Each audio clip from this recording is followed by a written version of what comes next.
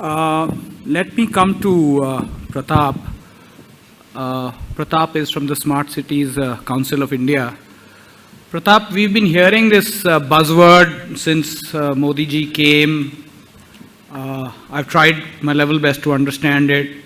So the question is very simple, Pratap. 2020, where is the smart city going to be and what will it look like? Thank you. I think we've just spent 2 years analyzing what smart cities are. I've been to several meets, and I think the greatest challenge is people keep trying to understand the definition of smart cities. And I say smart cities is a journey, not a destination. It keeps evolving. You have to, at one stage, depending on the stage you are, if you consider something smart, at another stage you'll want some more refinement, some more smartness in it. So it's not going to come to a stage where you're going to say, okay, this is it. So from that point of view, I think there's no point trying to define it as such. But essentially, one must understand that cities thrive only when we use our resources most efficiently, most judiciously. And we can see in our country all around that there is so much of wastage. If you just look at purely the wastage part of the country, I think be it electricity, be it the waste itself, be water, so many of our resources, I think we thought we are very, blessed with, we are suddenly finding that we are going to be challenged in times to come. There are going to be water wars and all that.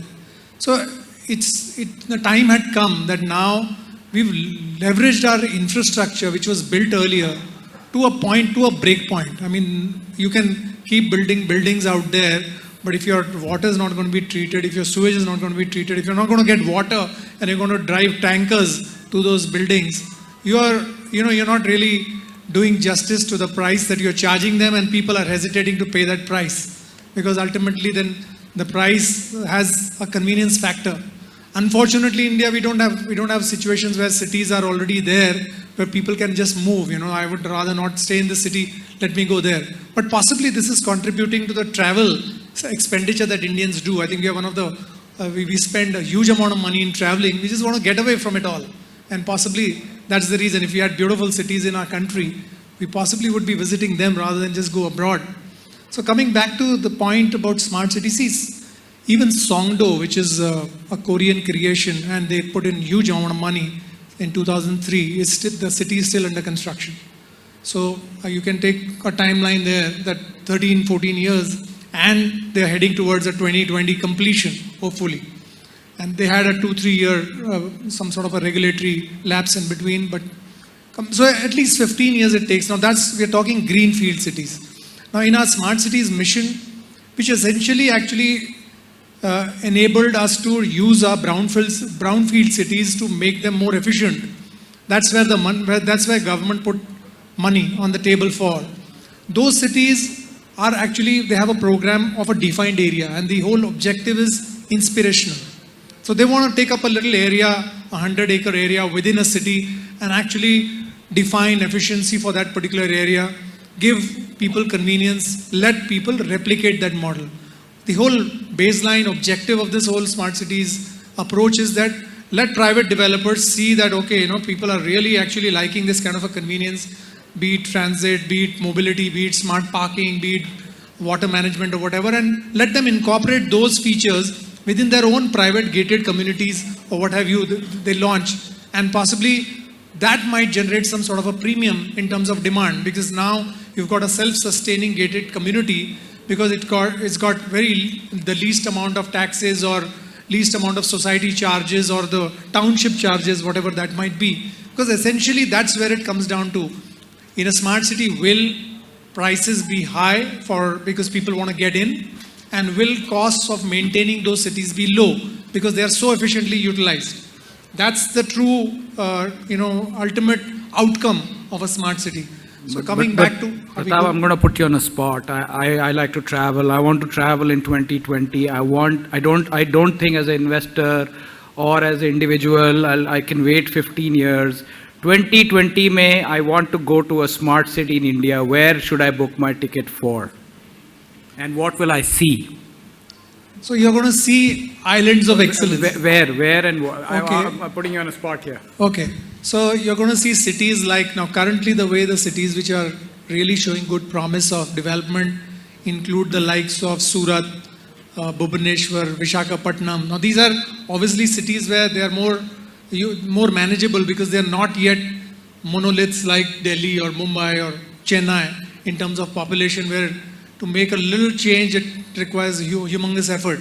So smaller cities where this kind of money whichever the government is giving, or let's say whatever they are able to put together, is going to make a major impact. In fact, I feel the smartest cities are going to be the Amrit cities, which are less than 1 million population, where just building a smart station out there or a fantastic bridge or a riverside is going to make a huge difference in terms of the whole livelihoods segment, of that particular city, because people are just going to throng to that place where so far they were hindered by because lack of infrastructure. I think infrastructure in India is so poor that big infrastructure projects in small cities with this kind of money are going to make a huge lifestyle change in the people who live there. Just like the roads, connectivity is making a change between the city connected to from the major city.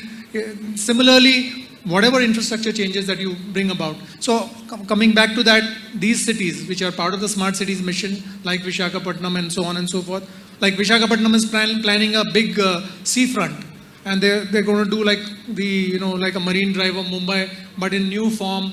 They're out there now. That's going to create a huge maybe a tourism pull even for the citizens, even for all the other. It's going to become like going to drive a lot of revenue for the city from that point of view. So yes, if you're looking at the vision of Matrix and all those movies which talk about the smart cities, yes, you're going to see them here for a long time.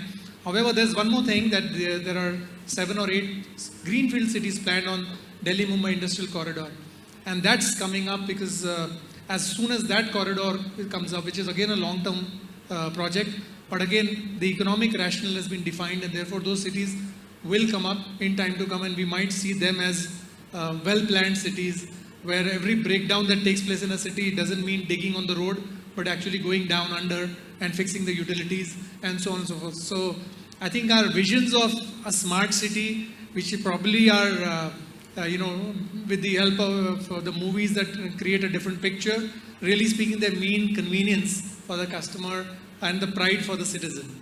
I think that's what we need. Thanks, Pratap. In the interest of time, a quick wrap up. One comment from all the panelists.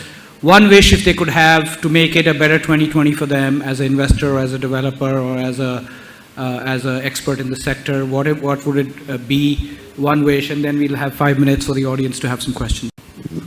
So I think rather than depending completely on the government, I think each citizen needs to take his own area, his society, his locality, and take some interest in actually asking for the requirements of that city be met, and participate. No city can be just built by the government, and so I think citizens need to start moving and demanding what they require to build the smart city. Mr. Pratap in particular, but happy to hear the other panelists' thoughts too. In India, my sense is, build it and people will come is like a big leap of faith. So in our smart cities, how are we looking at job creation? What is the value proposition for the people who are going to come live in these smart cities? I see that there's a large trend of urbanization into cities like Mumbai, Delhi, Bangalore. Wouldn't it be a good idea to improve connectivity to these cities where people really want to come and live, and provide smart cities in the suburban locations of these cities as well? See, cities essentially exist because there is an economic rationale. So whether it's a port, whether it's a religious town, whatever. So I think wherever anybody's created a city which had no economic rationale, that fails completely. It becomes a ghost town. So from that point of view, now what you're trying to do is, already there is an economic activity, be it a port, you're expanding them. Like there is a plan where port connectivity is going to lead to some smart cities around ports as well. So wherever there is economic activity, so that economic activity is going to drive people to come there. But unfortunately, the infrastructure fails at such places. And therefore, the city fails to take off and become, just grows the way so many of our cities have grown.